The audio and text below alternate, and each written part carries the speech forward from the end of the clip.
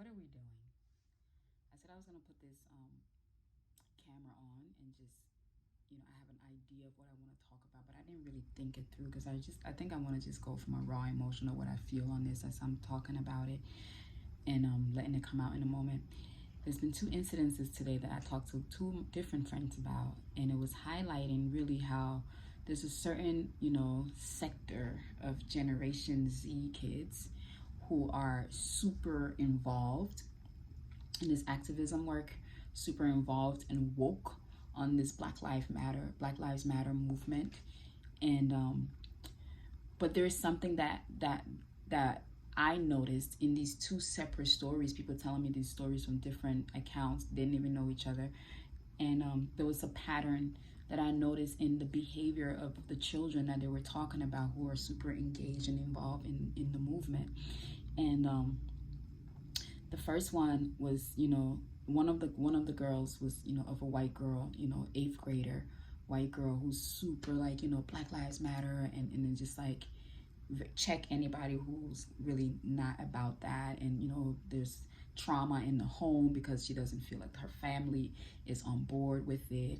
And then the other one, and then also one of the, what she was saying, in because my friend that she was talking to is a school teacher, and and what she was saying to my friend was how like this sadness, this like pity, this like, I just want Black people to just be looked at like human beings, and I just want Black people to just live their lives without, so this like this extreme empathy and pity on some levels for Black people coming from this 8th grader, this white girl. And then the other incident was a friend of mine, and she has a friend who's white, a white woman, and this white woman have a mixed race daughter. The dad's Black, and but of course the daughter is raised with the mom and not really involved with the Black side like that. And all these, I live in Hawaii, so these kids are here in Hawaii, born and raised, living their life here in Hawaii. And the daughter, who has this white mom, is like, I guess there was a conversation and the white mom mentioned something about getting cornrows, and and baby girl went off and just really like, and like, you're so racist and you don't see the struggle, and and I just, us Black people, and then just like really cussing her mom out. And my friend that was telling me this story, she was like, she was there when it was happening, and she's a brown woman, and she said she got, she was just so offended by how this little girl was talking to her mom, so she got involved just on the strength of that. Like, yo, like, I get it that you feel a ways, but like, this is really disrespectful that you would just cuss your mom out.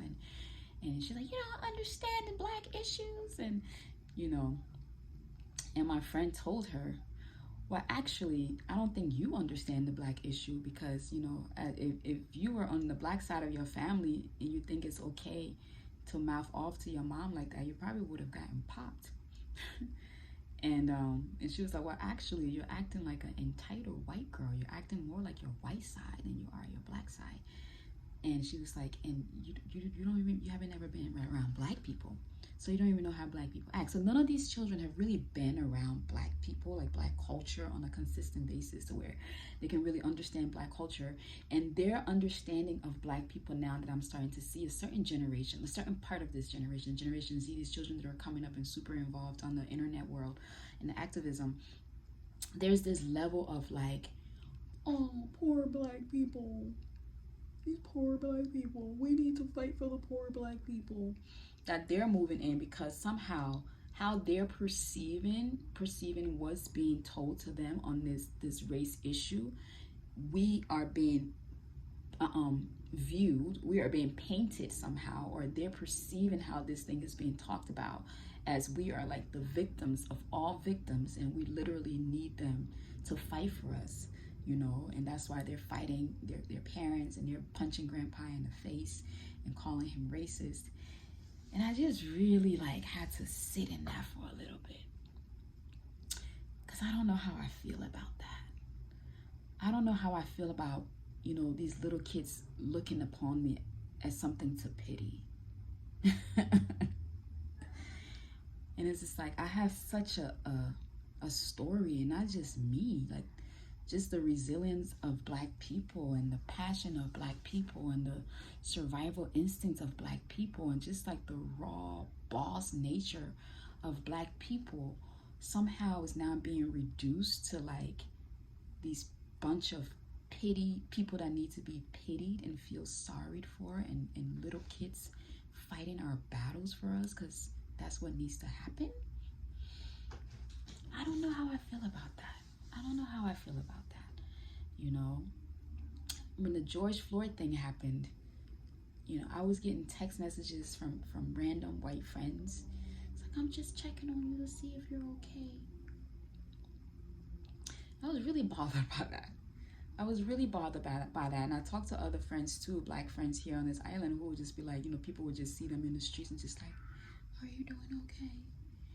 And granted, what's going on in the world in the race relations and Black people being killed, that's something that we all been talking out about. And I've invested my time and energy in it and bringing awareness and, you know, just like from years and years ago. And so it's not something that missed me, you know.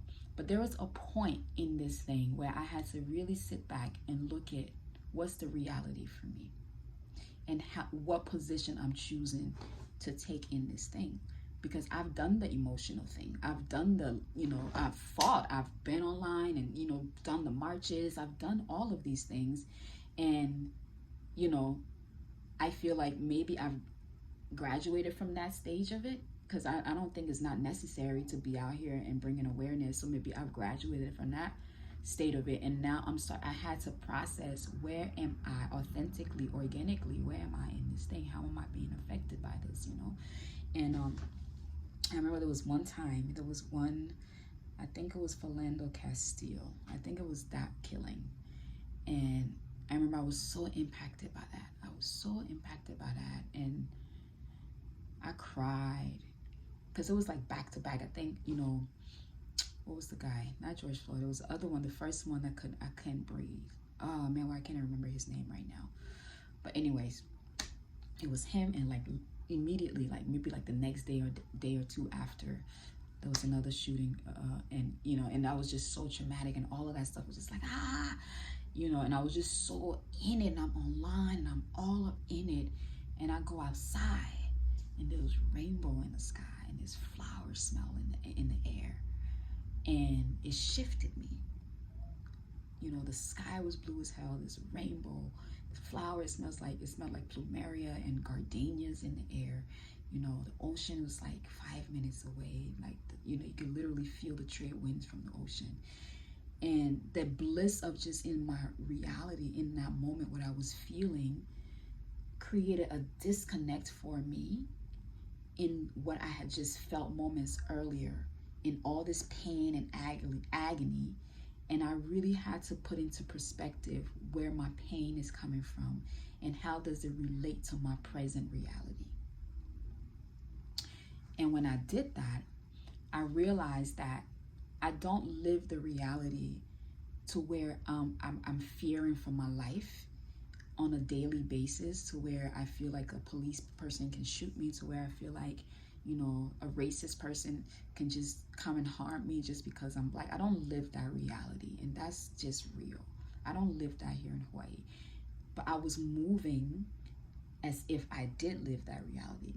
I'm not blinded to that reality because I'm aware of that reality. I'm a Black woman in this world, and I deal with Black people things, and I lived on the mainland, and you know, I've been an African woman, you know, walking this, you know, in this reality, in navigating this reality. And there's a full spectrum, a dark-skinned African woman at that. So there's a full spectrum of how I've dealt with race relation in this country, from every part of it, you know, from colorism to, you know, white supremacy to all of this stuff, you know, which is all boiled back down to white supremacy anyhow. But in any case, so I do have a really interesting, I have an understanding of racism and what it is, and how I've been impacted by it.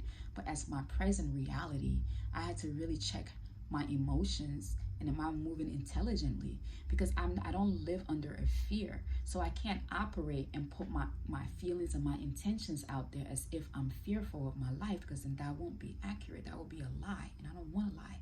you know. So it's just like, well, I'm from this pull back perspective of this thing where I'm looking on and seeing what's happening, and I know putting my voice out there and bringing awareness hopefully is making a difference. But as far as how I personally was moving in it and dealing with people around me, I really had to check that.